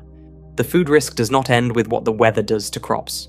It extends to what extreme heat and abnormal rainfall do to human health. WMO Secretary General Celeste Saulo warned that extreme heat may accelerate the spread of vector-borne diseases carried by mosquitoes and ticks. The mechanism is not mysterious. Heavy rainfall in some regions leaves standing water behind, and standing water is where insects breed. Drought in other regions forces households to store water in containers, which creates the same breeding environment in a different form. And heat lengthens the season in which insects survive and reproduce, extending the window of risk into months that were previously too cold.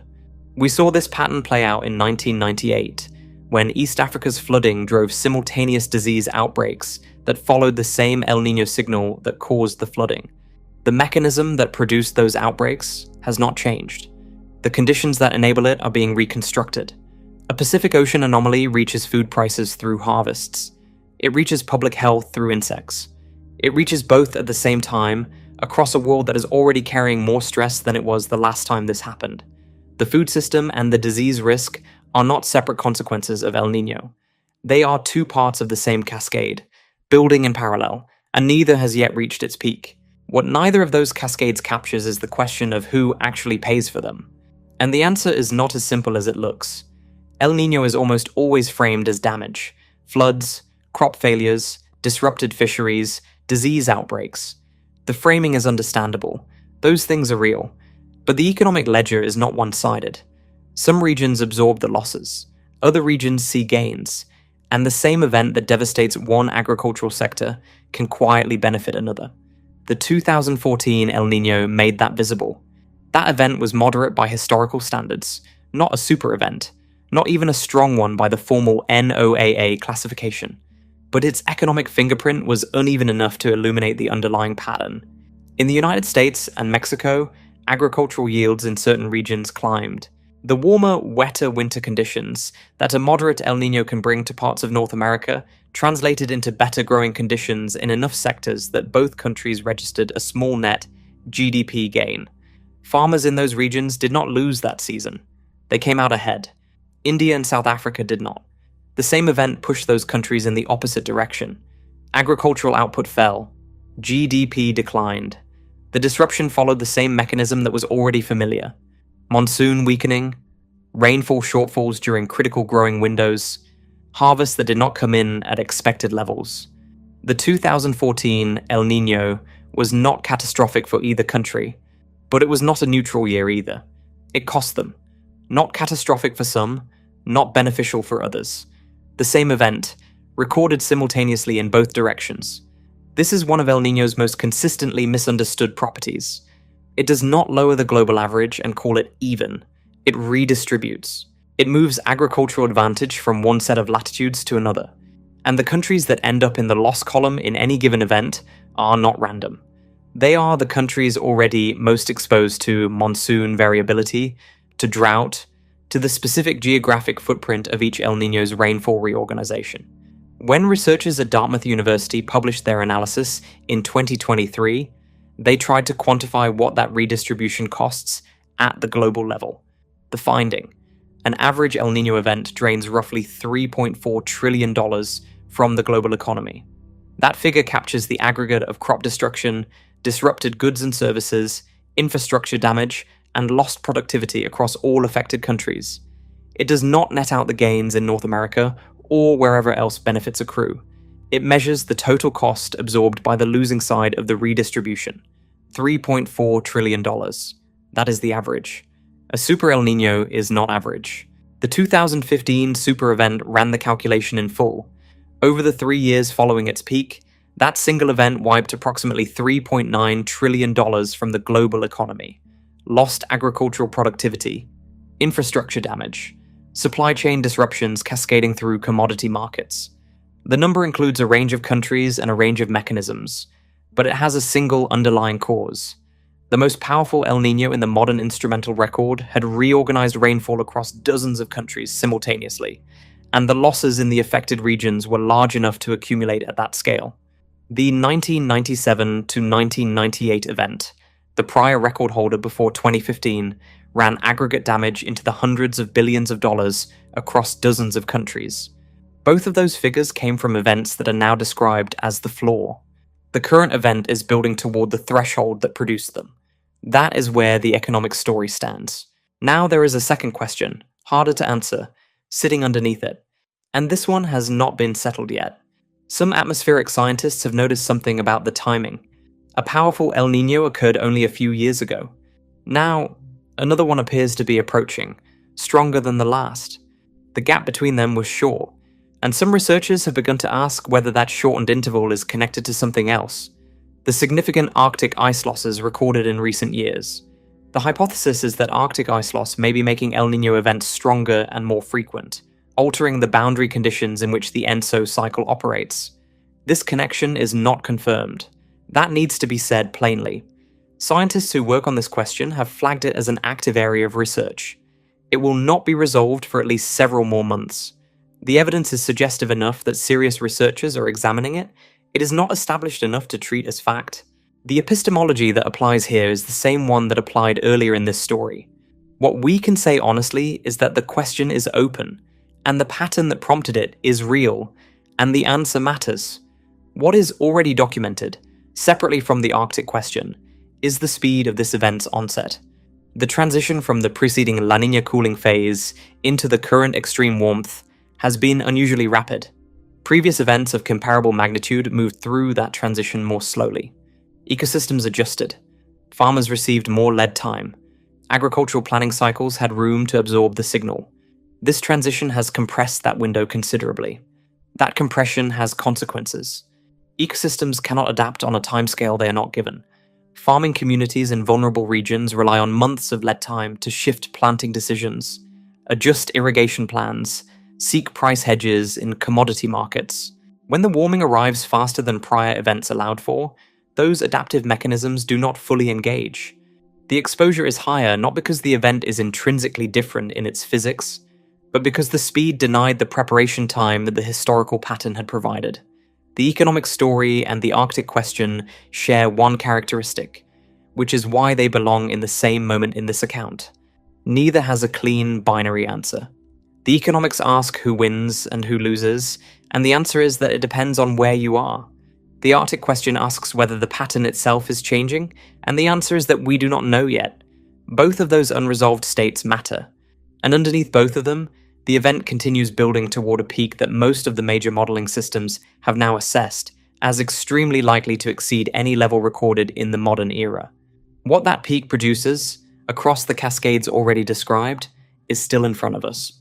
And so is the question of whether we will actually see it coming in time to do anything about it.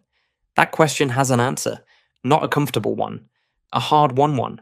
The most powerful tool humanity has built for facing this kind of event is not a model or a satellite.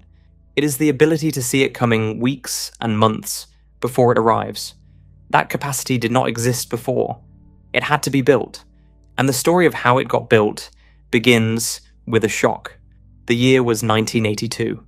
The El Niño that arrived that season arrived without warning. There were no moorings tracking the subsurface. There were no satellites painting the thermal map of the Pacific in real time. Scientists recognized the event mostly after it had already caused its damage. The word used at the time to describe the scientific community's response was cataclysmic. Not to the weather, to the realization of how blind the monitoring system had been. The US government responded by funding NOAA's Pacific Marine Environmental Laboratory to build something that had never existed: a permanent, real-time ocean observing network across the tropical Pacific. What came out of that investment was the TAO/Triton array, the network of ocean buoys described at the start of this account. The 70 moorings that let us watch subsurface heat moving eastward in real time. The infrastructure that allowed the June 11th declaration this year to happen at all. 40 years of observation built on a single moment of being caught completely off guard. No amount of data can stop a typhoon from forming. No buoy reading can save a crop that fails. But governments have broadly understood the case for early warning, because the alternative is absorbing the full cost without any preparation time at all. That understanding has generally held. Then came May 2026. The National Science Foundation, constrained by administration budget targets, moved to wean down the Ocean Observatory's initiative. The initiative operated more than 900 sensors off the Pacific and Atlantic coasts. These were not redundant instruments. They were monitoring marine heat waves, ocean acidification, and deep Atlantic currents. The kind of information that feeds the models that produce the forecasts described across this entire account. They were scheduled to go dark. Not reduced, not reorganized, decommissioned. This was not a distant bureaucratic abstraction. This was the same year the Pacific was building toward a potential super El Niño. The same year forecasters were tracking subsurface anomalies that could push global temperatures past the 1.5 degrees Celsius Paris Agreement threshold. And the monitoring infrastructure that helped make that tracking possible was weeks from being turned off. As of last week, the Senate intervened. The decision was reversed. The array stays, for now. But the near miss illustrated something the numbers in this account cannot fully capture. The tools humanity has built to see this coming are politically vulnerable. They exist because of a shock in 1982. They nearly disappeared in 2026 because of budget pressure in a year when they were most needed. Humans respond better to near-term threats than long-term ones. This event feels more terrifyingly proximal than, say, a slow-moving current collapse in the deep Atlantic, which is a risk many researchers still believe is addressable. The 2026 El Niño has dates, regions, forecasts with probability bands, and named institutions behind them. It has arrived, and yet the infrastructure built to detect the next one nearly went away during this one, saved by what amounts to a lucky break in the legislative calendar. 40 years to build the capacity to see this coming. A single budget cycle to nearly lose it. There is an image that fits this moment. Humanity placed itself in a pot of its own making, turned the temperature up slowly enough that the change was easy to absorb 1 year at a time, and is now in a period where the accumulated heat is becoming difficult to ignore. The task is not to build a better thermometer. The thermometers are already extraordinary. The task is to act on what they are already reading, which brings the question back to what happens next. The central question of whether this becomes the strongest El Niño in recorded history remains genuinely open. Some models point toward an event approaching 3 degrees Celsius, above average in the Niño 3.4 region. Others project a less extreme peak. NOAA's official intensity probabilities still identify no single dominant outcome category. The Pacific contains the ingredients for a significant event. Whether those ingredients fully combine depends on sustained ocean-atmosphere interaction over the coming months. But the binary question of whether it crosses a historic threshold may be less important than it appears. Even a moderate El Niño arriving on today's ocean baseline places food systems, water systems, energy infrastructure, and public health systems under additional pressure. Pressure that, as described across this account, those systems are already carrying. The event does not need a record label to cause a real harm. The warmer starting point does that independently. Carbon Brief projects 2026 to be the second warmest year in recorded history. That projection holds even without a record-shattering Pacific anomaly. If the projected 3 degrees Celsius ocean warming fully materializes, the picture for 2027 looks more significant. El Niño's heat release into the atmosphere operates on a lag of several months. The full atmospheric impact of peak ocean temperatures does not arrive immediately. It arrives in the year after. If that anomaly materializes, 2027 could break the global temperature record by a meaningful margin. James Hansen's team at Columbia University has projected global temperatures reaching approximately 1.7 degrees Celsius, above pre-industrial levels by 2027. That would push past the 1.5 degrees Celsius threshold the Paris Agreement was designed to prevent crossing. Here is where the framing matters. A single year above 1.5 degrees Celsius is not the same as permanently crossing that threshold. Not a one-way door. Not an irreversible breach. Temperatures typically recede once El Niño fades, and La Niña conditions follow. The threshold the Paris Agreement describes is about long-term average warming, not a single spike year. The science on this point is unambiguous, but what it does mean is that more people in more places will experience what a warmer world feels like, not as a statistic, as weather, as a summer that breaks records, as a flood that exceeds the mapped 100-year boundary, as a monsoon that arrives late and delivers less. Every major institution now agrees on the broad picture. El Niño is here and heading towards strong or very strong territory on the warmest ocean baseline in recorded history. The forecasting window is open. That window was built over 40 years, almost taken away last month, and is still functioning. The question is what gets done with it. Preparedness is not a platitude. It has a measurable return. Forecasting has improved dramatically over the same period the monitoring network was being built. Today's average 72-hour hurricane track forecast is more accurate than the 24-hour forecast was in the 1990s.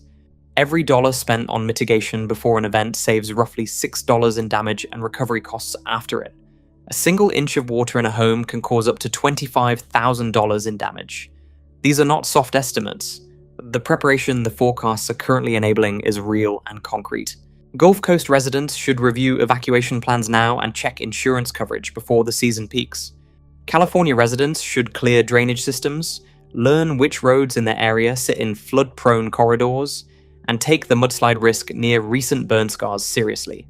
South Asian farming communities with access to seasonal forecast data have strong reason to consider crop timing adjustments before the monsoon window closes.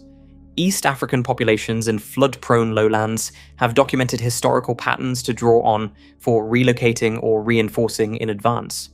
The planet has absorbed super El Niños before.